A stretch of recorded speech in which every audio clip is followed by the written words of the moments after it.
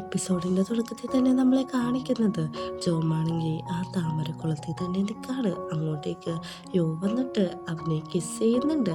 അവൻ്റെ ഇഷ്ടം അങ്ങനെ തന്നെ അവിടെ കൺഫസ് ചെയ്യുന്നതാണ് കാണിക്കുന്നത്. പെട്ടെന്ന് തന്നെ ജോമാണെങ്കിൽ തട്ടി മാറ്റിയിട്ട് ഒന്നും മിണ്ടാതെ അവിടെ നിന്ന് കയറി പോവുകയാണ്. കാരണം അവൻ അതിങ്ങനെ അക്സെപ്റ്റ് ചെയ്യണമെന്ന് അറിയില്ല. അങ്ങോട്ടേക്ക് കേവ് വരുന്നുണ്ട്. കേവ് അവരെ ഉച്ചത്തിൽ വിളിക്കുന്നുണ്ട്. ഫുഡ് റെഡിയായി മുത്തശ്ശി വിളിക്കുന്നു. നിങ്ങൾ രണ്ടുപേരും എവിടെയാണെന്ന് ചോദിക്കുന്നുണ്ട്. പെട്ടെന്ന് അങ്ങോട്ട് ജോമ് കയറി വരുന്നുണ്ട്. ജോമിനെ കാണുമ്പോൾ ചോദിക്കുന്നുണ്ട് എന്ത് പറ്റിയെന്ന്. വേറൊന്നുമല്ല, വഞ്ചി ഒന്ന് മറിഞ്ഞു, അങ്ങനെ വെള്ളത്തിൽ വീണാന്ന് പറയുന്നുണ്ട്. അപ്പോഴേക്കും യോ അങ്ങോട്ട് വരുന്നുണ്ട്.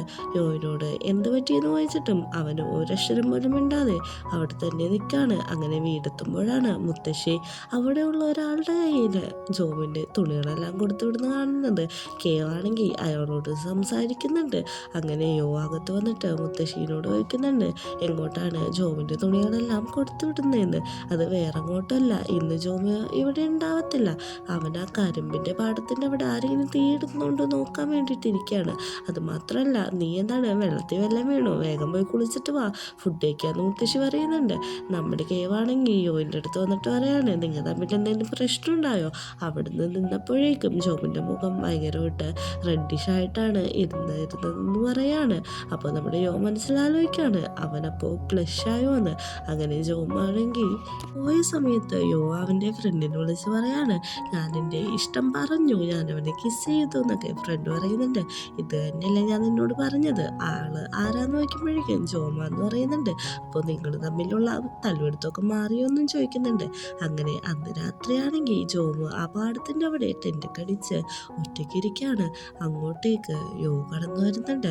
യോവിനെ കാണുന്ന ജോ ചോദിക്കുന്നുണ്ട് നീ എന്തിനാണ് ഇങ്ങോട്ടേക്ക് കയറി വന്നത്? വേറൊന്നും കൊണ്ടല്ല, മുത്തശ്ശി പറഞ്ഞായിരുന്നു നീ ഇന്ന് ഇവിടെ നിൽക്കുമെന്ന്. അതുമാത്രമല്ല, ഇന്ന് രാവിലെ നടന്നതിനെ പറ്റിയിട്ട് നീ ഒന്നും സംസാരിച്ചില്ലല്ലോ. നിനക്ക് എന്നെ ഇഷ്ടമാണോ എന്ന് ചോദിക്കുന്നുണ്ട്. എനിക്ക് കുറച്ച് ടൈം വേണം, ഇപ്പം അങ്ങനെയൊന്നും പറയാൻ പറ്റത്തില്ല. മാത്രമല്ല, നീ നിന്റെ പഠിത്തം കഴിഞ്ഞിട്ട് പുറത്തേക്കൊക്കെ പോവാൻ നിൽക്കല്ലേ, അതൊക്കെ നിനക്കും എനിക്കും ഭയങ്കര പ്രശ്നം വരും എന്നാണ് പറയുന്നത്. പക്ഷേ നമ്മുടെ യോ ഒന്നും കേൾക്കുന്നില്ല. പിറ്റേ ദിവസം രാവിലെ ആണെങ്കിൽ ജോമ് കാപ്പി ഉണ്ടാക്കിക്കൊണ്ടിരിക്കുകയാണ്. അങ്ങോട്ട് കേവ് വരുന്നുണ്ട്. അവള് വന്നിട്ട് ചോദിക്കുന്നുണ്ട് നിങ്ങൾ രണ്ടുപേരില് എന്തെങ്കിലും ഒരു പ്രശ്നം ഉണ്ടോ എന്ന്. പ്രശ്നം വേറെ ഒന്നുമില്ല, യോയിന് ഇഷ്ടമാണെന്ന് പറഞ്ഞു എന്നുള്ള കാര്യം അവൻ സമ്മതിക്കാണ്. അങ്ങോട്ടേക്ക് പെട്ടെന്ന് യോ വരാണ്. യോ വന്നപ്പോഴേക്കും കേവ് വയ്ക്കുന്നുണ്ട്. എന്ത് പറ്റി നിന്റെ മുഖം ഭയങ്കരമായിട്ട് സന്തോഷിച്ചിരിക്കുന്നത്? ഇന്നലെ എന്തെങ്കിലും നടന്നോ എന്ന് ചോദിക്കുന്നുണ്ട്. യോയ്ക്ക് കാര്യം മനസ്സിലായിട്ട് ജോമ് എല്ലാം നിന്നോട് പറഞ്ഞല്ലേ എന്നാണ് ചോദിക്കുന്നത്. അത് അവനെല്ലാം എന്നോട് പറഞ്ഞു. പെട്ടെന്ന് എൻ്റെ കേവ് രണ്ടുപേരെയും കൈയൊക്കെ പിടിച്ചിട്ട് ഇനി കല്യാണം കഴിപ്പിക്കുന്ന പോലെ രണ്ടുപേരും സന്തോഷമായിട്ട് ജീവിക്കണമെന്നൊക്കെ പറയാണ്. പെട്ടെന്ന് എൻ്റെ ജോമ് കൈയൊക്കെ തട്ടി മാറ്റുന്നുണ്ട്.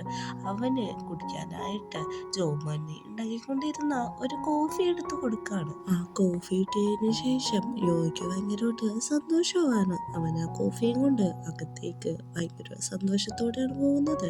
ചോദിക്കുന്നുണ്ട് നിന്റെ മനസ്സിൽ എന്താണെന്നുള്ളത് നീ അവനോട് തുറന്നു പറഞ്ഞു. ഇങ്ങനെയൊന്നും ദേഷ്യപ്പെട്ട് ഇരുന്നിട്ട് കാര്യമില്ലെന്ന്. അങ്ങനെ പിറ്റേ ദിവസം ഒരു മീറ്റിംഗ് നടക്കുന്നുണ്ട്. മീറ്റിംഗ് വേറൊന്നല്ല, ആനുവൽ ഡേയുടെ കാര്യങ്ങളാണ് പറഞ്ഞുകൊണ്ടിരിക്കുന്നത്. അതിൽ അന്നവിടെ നടക്കാൻ പോകുന്ന പ്രോഗ്രാമിൻ്റെ കാര്യങ്ങളൊക്കെ പറയുന്നുണ്ട്. പെട്ടെന്ന് അങ്കിൾ അങ്ങോട്ട് കയറി വരുന്നുണ്ട്. അങ്കിളിന് വന്നിട്ട് ചോദിക്കുന്നുണ്ട് ഞാൻ ഈ മീറ്റിങ്ങിൽ ഇൻവൈറ്റ് ആയിട്ടില്ലല്ലോ, അത് എന്താണ് കാര്യമെന്ന് ചോദിക്കുന്നുണ്ട്. നിങ്ങൾ ഇൻവൈറ്റ് ആവേണ്ട ആവശ്യമില്ല, കാരണം നിങ്ങളാണ് കരിമ്പും പാടും കത്തിച്ചെന്ന് എല്ലാവർക്കും അറിയാം. അവിടെ നിൽക്കുന്ന ആ ചേട്ടന് പറയുന്നുണ്ട് നീ ആനുവൽ ഡേ കഴിഞ്ഞിട്ട് ജയിലിൽ പോകുന്നു. എല്ലാവരും അവരെ ആട്ടി പുറത്താക്കുന്നുണ്ട്. സ്കൂളിലാണെങ്കിൽ നമ്മുടെ കൂട്ടുകാരന്മാരെല്ലാവരും കൂടി ആനുവൽ ഡേക്ക് വരാൻ വേണ്ടിയിട്ടുള്ള ഡ്രസ്സും കാര്യങ്ങളൊക്കെ ഇട്ട് നോക്കിക്കൊണ്ടിരിക്കുകയാണ്. നമ്മുടെ യോയും ചോമും കൂടി പുറത്തു പോയിരിക്കുമ്പോഴേക്കും യോജിക്കുന്നുണ്ട് ഇനിയെങ്കിലും ഒന്ന് സമ്മതിച്ചൂടെ എൻ്റെ ബോയ് ഫ്രണ്ട് ആവാമെന്ന്. അത് വേറൊന്നുമല്ല, എനിക്ക് കുറച്ച് സമയം വേണം, എനിക്ക് അതിനെപ്പറ്റി ആലോചിക്കണം. കാരണം നീ ഇവിടെ നിന്ന് പോയി കഴിഞ്ഞിട്ടുണ്ടെങ്കിൽ ലോങ് ഡിസ്റ്റൻസ് ഭയങ്കര ബുദ്ധിമുട്ടാണ് എന്ന് പറയുന്നുണ്ട്. അപ്പോൾ യോ പറയുന്നുണ്ട് അപ്പോൾ നിനക്ക് എന്നോട് ഇഷ്ടമൊക്കെ ഉണ്ട്, ലോങ് ഡിസ്റ്റൻസിൻ്റെ കാര്യത്തിലാണോ എന്ന് ചോദിക്കുന്നുണ്ട്. അത് വലിയൊരു മാറ്ററാണ്. നമ്മുടെ അടുത്തില്ലെങ്കിൽ നമ്മുടെ അടുത്തേക്ക് വേറൊരാൾ തേടി വന്നാൽ എന്ത് ചെയ്യും എന്നൊക്കെ ചോദിക്കുന്നുണ്ട്. അപ്പോഴേക്കും എനിക്ക് സമയം വേണമെന്ന് തന്നെയാണ് പറയുന്നത്. അങ്ങനെ ആനുവൽ ഡേ എത്തുന്നുണ്ട്. നമ്മുടെ ജോമാണെങ്കിൽ അവിടെ പ്രസംഗിക്കുന്നുണ്ട്. എല്ലാവർക്കും വന്നവർക്ക് നന്ദി. ഇന്നിവിടെ കുറേ പരിപാടികൾ നടക്കുന്നുണ്ട്, എല്ലാവരും നന്നായിട്ട് എൻജോയ് ചെയ്യണമെന്നൊക്കെയാണ് പറയുന്നത്. അങ്ങനെ പ്രസംഗത്തിന് ശേഷം യോയിൻ്റെ അടുത്ത് പോയി പറയുന്നുണ്ട്, നിനക്ക് എങ്ങനെ ഇവിടേക്ക് ഇഷ്ടപ്പെട്ടോ എന്ന് വയ്ക്കുന്നുണ്ട്. എനിക്കെല്ലാം ഇഷ്ടപ്പെട്ടു, നീ എങ്ങനെയാണ് ഇത്തരം കാര്യങ്ങളെല്ലാം ഒറ്റയ്ക്ക് മാനേജ് ചെയ്യുന്നതെന്ന് വയ്ക്കുന്നുണ്ട്. അത് നമ്മുടെ നാടിന് വേണ്ടിയാകുമ്പോൾ നമുക്ക് അങ്ങനെയൊക്കെ മാനേജ് ചെയ്യാൻ പറ്റുമെന്നാണ് പറയുന്നത്. അങ്ങോട്ടേക്ക് നമ്മുടെ റോസും കൂട്ടുകാരിയും വരുന്നുണ്ട്. ആ പൃട്ടികളുടെ അടുത്തേക്ക് പെട്ടെന്ന് തന്നെ നമ്മുടെ പിള്ളേരെല്ലാവരും കൂടി ചെല്ലാണ്. ഫ്ലോപ്പ് അവിടെ തന്നെ ഉണ്ട്. ഫ്ലോപ്പിനെ എല്ലാവരും ഭയങ്കര ഹീറോ പോലെയാണ് കാണുന്നത്, കാരണം അവനെയാണല്ലോ ഇഷ്ടപ്പെടേണ്ടത്. ഫ്ലോപ്പ് വന്ന് ആ പൃട്ടികളിനോട് സംസാരിക്കുന്നുണ്ട്. പിന്നെ കാണാമെന്ന് പറഞ്ഞ് അവിടെ നിന്ന് പോകാണ്. നമ്മുടെ റോസാണെങ്കിൽ പൃട്ടികളിനോട് പറയുന്നുണ്ട് അവൻ എന്ത് അടിപൊളിയാണ്, അവന് ഭയങ്കര ഫാൻസ് ഒക്കെ ഉണ്ട് ഇൻസ്റ്റഗ്രാമിൽ, കുറേ ഫോളോവേഴ്സ് ഉണ്ടോയെന്ന് പറയുന്നുണ്ട്. ആദ്യം അവിടെ വിശ്വസിക്കുന്നില്ല. പെട്ടെന്ന് റോസിന് വയറുവേദന എടുക്കുന്നു. എനിക്ക് പെട്ടെന്ന് തന്നെ വാഷ്റൂമിൽ പോകണമെന്ന് പറഞ്ഞ് അവിടുന്ന് പോകുന്നുണ്ട്. ആ സമയത്ത് പ്രതികൾ ഇൻസ്റ്റഗ്രാമിൽ നോക്കിക്കൊണ്ടിരിക്കുകയാണ്. നമ്മുടെ 3 ചെക്കന്മാർ വേഷം മാറിയിട്ട് പ്രതികളെ പേടിപ്പിക്കാൻ വേണ്ടിയിട്ട് അങ്ങോട്ട് വന്നിട്ട് വയ്ക്കുന്നുണ്ട്, നീ ഒറ്റക്കാണോ, നിൻ്റെ കൂടെ ഫ്രണ്ട്സ് ഒന്നുമില്ലേ, ഞങ്ങൾ കൂട്ടണമെന്നൊക്കെ. ആ സമയത്ത് ഫ്ലിപ്പാണെങ്കിൽ അങ്ങോട്ട് കയറി വന്നിട്ട് ഭയങ്കര ഹീറോനെ പോലെ എന്താണ് ഇവിടെ നടക്കുന്നത്, ഗുണ്ടായിസോണോ എന്നൊക്കെ ചോദിക്കുന്നുണ്ട്. നിനക്ക് അത്ര ധൈര്യമാണെങ്കിൽ വാ, മാറിയെന്ന് തല്ലി തീർക്കാമെന്നാണ് പറയുന്നത്. ഫ്ലിപ്പ് അങ്ങോട്ട് പോകുമ്പോൾ പട്ടികയിൽ പറയുന്നുണ്ട്, നീ അങ്ങോട്ട് പോകണ്ട, നീ അവിടെ പോയിട്ട് വഴക്കൊന്നും ഉണ്ടാക്കണ്ടെന്ന്, ഇത് എല്ലാം ഞാൻ ഏറ്റോളാം, നീ ടെൻഷൻ അടിക്കേണ്ട ആവശ്യമില്ല, നിന്നെ കളിയാക്കിയവനെ ഒറ്റൊരുത്തിനെ ഞാൻ വെറുതെ വിടില്ല എന്ന് പറഞ്ഞിട്ട് തല്ലുണ്ടാക്കാൻ വേണ്ടി അങ്ങോട്ട് ചെല്ലാണ്. ഒരു കർട്ടൻ്റെ ബാക്കിൽ നിന്നിട്ടാണ് തല്ലുന്നത്. തല്ലുന്ന പോലെ എല്ലാങ്ങളും ആക്ട് ചെയ്യാണ്. പക്ഷെ പട്ടികൾ അതൊക്കെ വിശ്വസിക്കുന്നുണ്ട്. അങ്ങനെ അവിടെ തല്ലും ബഹളമൊക്കെ നടക്കാണ്.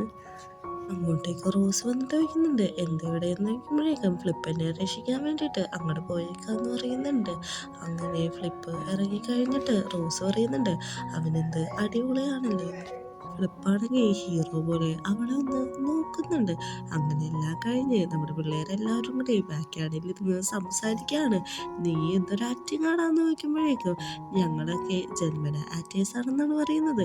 അങ്ങനെ നമ്മുടെ റോസ് മെസ്സേജ് അയക്കുന്നുണ്ട്, പ്ലാനെല്ലാം സക്സസ് ആയി എന്ന്. അങ്ങനെ നമ്മുടെ ജോമാണെങ്കിൽ പ്രസംഗം തുടങ്ങാണ്. അടുത്ത മത്സരം എന്താന്ന് വെച്ചിട്ടുണ്ടെങ്കിൽ പോച്ചായിലെ സീറ്റ്സ് എല്ലാം നിന്നിട്ട് അതിൻ്റെ ഫസ്റ്റ് പ്രൈസ് ആർക്കാണ് വിതരണം ചെയ്യുന്നതെന്നാണ്. അങ്ങനെ അവിടെ മത്സരത്തിൽ പങ്കെടുക്കുന്നുണ്ട്. 3 വില്ലേജിനും അവിടുത്തെ സമ്മാനം കിട്ടുന്നുണ്ട്. കാരണം എല്ലാവരുടെയും മിഠായി യൂണീക്കാണ്, ടേസ്റ്റാണെന്ന് പറഞ്ഞിട്ടാണ് സമ്മാനം കൊടുക്കുന്നത്. എല്ലാവർക്കും ഇതിൽ സന്തോഷമാകുന്നു. അങ്ങനെ അടുത്തതായിട്ട് നടക്കുന്നത് സീറ്റ് ഹാർട്ട് എന്ന് പറഞ്ഞ കോമ്പറ്റീഷനാണ്. ഇഷ്ടപ്പെട്ട ആൾക്ക് വോട്ട് ചെയ്ത് വിജയിപ്പിക്കാൻ അവിടെ എല്ലാവരും പങ്കെടുക്കുന്ന 3 പേരും വന്ന് പ്രസംഗിക്കുന്നുണ്ട്. അടുത്തായിട്ട് യോയാണ്. യോയും വന്ന് അവൻ ഈ നാടിനെ പറ്റിയുള്ള കാര്യങ്ങളൊക്കെ അങ്ങനെ ആ മത്സരത്തിൽ ജയിക്കുന്നത് വേറെ ആരുമല്ല, യോ തന്നെയാണ്. എല്ലാവർക്കും സന്തോഷമാവുന്നുണ്ട്. ഗ്രാൻഡ്മയാണെങ്കിൽ എൻ്റെ കൊച്ചുമോനാണ് ജയിച്ചെന്നൊക്കെ പറഞ്ഞ് തുള്ളിച്ചാടാണ്. അങ്ങനെ അവിടെ ഡാൻസ് പ്രോഗ്രാം നടക്കുന്നുണ്ട്. എല്ലാവരും അവിടെ നിന്ന് ഡാൻസ് ഒക്കെ കളിക്കുന്നുണ്ട്. നമ്മുടെ ജോയോടെയാണ് ഡാൻസ് കളിക്കുന്നത്. ഇങ്ങനെ ഡാൻസ് കളിച്ചുകൊണ്ടിരിക്കുന്ന ഇടക്കാണ് അങ്ങോട്ടേക്ക് നമ്മുടെ മിയ വരുന്ന. മിയ പറയുന്നുണ്ട്, കഴിഞ്ഞ വർഷം എൻ്റെ ഒപ്പം പ്രോമിസ് ചെയ്തല്ലോ, ഈ വർഷം എൻ്റെ ഒപ്പം കളിക്കാമെന്ന്. അപ്പോൾ നമുക്ക് കളിക്കാമെന്ന് പറഞ്ഞിട്ട് രണ്ടുപേരും കൂടി ഒരുമിച്ച് ഡാൻസ് കളിക്കുകയാണ്. അങ്ങോട്ടേക്ക് യോയിൻ്റെ അടുത്തേക്ക് ഒരു ആൻറ്റി വന്നിട്ട് പറയുന്നുണ്ട്, എൻ്റെ ഒപ്പം ഡാൻസ് കളിക്കുമെന്ന്. അങ്ങനെ വേറെ വഴിയില്ലാതെ രണ്ടുപേരും സെപ്പറേറ്റ് ആയിട്ട് ഡാൻസ് കളിച്ചുകൊണ്ടിരിക്കുകയാണ്. ഈ സമയത്താണ് അങ്കിളുടെ ആ ചെറുക്കനും ഇവിടെ വന്നിട്ട് നമ്മുടെ പരിപാടികൾ തുടങ്ങാനായിട്ട് സമയം. അങ്ങനെ അവരവരുടെ കാര്യങ്ങൾ അവിടെ പ്ലാൻ ചെയ്ത് നിൽക്കുമ്പോഴാണ് വേറൊരു പെണ്ണും കൂടി ജോബിൻ്റെ അടുത്ത് ഡാൻസ് കളിക്കാൻ വരുന്നത്. അങ്ങനെ മീയായിട്ട് രണ്ടുപേരും കൂടി തല്ലുകൊടുത്തു പോകും. ഈ ഒരു ഗ്യാപ്പിലാണ് നമ്മുടെ യോ വന്നിട്ട് ജോബിനെ വിളിച്ചോണ്ട് അവിടെ നിന്ന് പോകുന്നത്. രണ്ടുപേരും കൂടി അതിൻ്റെ അടുക്ക കൂടി ഓടി ആളില്ലാത്ത സ്ഥലത്തെല്ലാണ്. എന്താണ് ഇങ്ങോട്ട് കൊണ്ടതെന്ന് നോക്കുമ്പോഴേക്കും എനിക്കൊരാഗ്രഹമുണ്ട്, ഈ ബോട്ട് കപ്പിൾസ് ഒഴുക്കുന്നതാണ്, നമുക്കും ഒഴുക്കാന്ന് പറയുന്നുണ്ട്. ജോമാണെങ്കിൽ എത്തിട്ട് സമ്മതിക്കുന്നുണ്ട്. അങ്ങനെ രണ്ടുപേരും കൂടി അത് ഒഴുക്കുന്നുണ്ട്. ഒഴുകി കഴിഞ്ഞിട്ട് നീ എന്താണ് വിഷ് ചെയ്തതെന്നാണ് ചോദിക്കുന്നത്. അത് വേറൊന്നുമല്ല, നീ എന്താണോ പ്രാർത്ഥിച്ചത് അത് നടക്കണമെന്നാണ്. പെട്ടെന്ന് തന്നെ ഇൻഡയറക്റ്റ് ആയിട്ട് പറയാണ്, എനിക്ക് നിന്നെ ഇഷ്ടമാണ്, ഞാൻ നിൻ്റെ ബോയ് ഫ്രണ്ടായിട്ടിരിക്കാനായിട്ട് എനിക്ക് സമ്മതമാണെന്ന്. പെട്ടെന്ന് തന്നെ യോയ്ക്കും സന്തോഷമാവുന്നുണ്ട്. അങ്ങനെ രണ്ടുപേരും അങ്ങോട്ടും ഇങ്ങോട്ടും ഇഷ്ടം കൺഫ്യൂസ് ചെയ്തിട്ട് അവിടെ നിൽക്കുകയാണ്. നമ്മളിനി ഒരിക്കലും അറിയില്ല എന്ന് പറഞ്ഞിട്ട് യോയാണെങ്കിൽ ജോമിന് ഒരു കിസ് കൊടുക്കുന്നുണ്ട്. അങ്ങനെ അവര് കിസ് ചെയ്ത് നിൽക്കുന്ന സമയത്ത് തന്നെയാണ് അവിടെ ക്യാമ്പ് ഫയർ തുടങ്ങുന്നത്. അവിടെ കുറെ വെടിക്കെട്ടൊക്കെ പൊട്ടിയുന്നുണ്ട്. അങ്ങനെ നമ്മുടെ അങ്കിളും ചെക്കനും കൂടി ആണെങ്കിൽ അവിടുത്തെ ലൈറ്റ് ഓഫ് ചെയ്തിട്ടാണ്. എന്നിട്ട് അവരുടെ കയ്യിലുള്ള ഒരു ഗണ്ണ് പൊട്ടിച്ച് എല്ലാവരെയും കൂടി പേടിപ്പിക്കുന്നുണ്ട്. എല്ലാവരും ആണെങ്കിൽ പേടിച്ച് അങ്ങോട്ടും ഇങ്ങോട്ടും ഓടിക്കൊണ്ടിരിക്കുകയാണ്. അവിടെ എന്താണ് നടന്നതെന്ന് അറിയാൻ വേണ്ടി ജോബാണെങ്കിൽ അങ്ങോട്ടേക്ക് പോയി നോക്കുന്നുണ്ട്. ഇലക്ട്രിക്കല് ഓഫ് ചെയ്തിട്ടേക്കണേന്ന് മനസ്സിലായ അവൻ അത് നേരാക്കാനായിട്ട് പോകുമ്പോഴാണ് പുറകിൽ നിന്നൊരു അടി കൊള്ളുന്നത്. അവൻ അടി കൊണ്ട് ബോധം കെട്ട് വീഴാണ്. അങ്കിളാണെങ്കിൽ അവനെ കൊല്ലാനായിട്ട് നോക്കുമ്പോഴേക്കും യോയ അങ്ങോട്ട് വന്ന കണ്ടിട്ട് അങ്കിൾ അവിടെ നിന്ന് ഓടിപ്പോവാണ്. അങ്ങനെ നമ്മുടെ ജോബിനെ കെട്ടിപ്പിടിച്ച് എണീക്കെന്ന് പറഞ്ഞ് യോഗ കരയുന്നിടത്ത് വെച്ചാണ് ഈ എപ്പിസോഡ് അവസാനിക്കുന്നത്.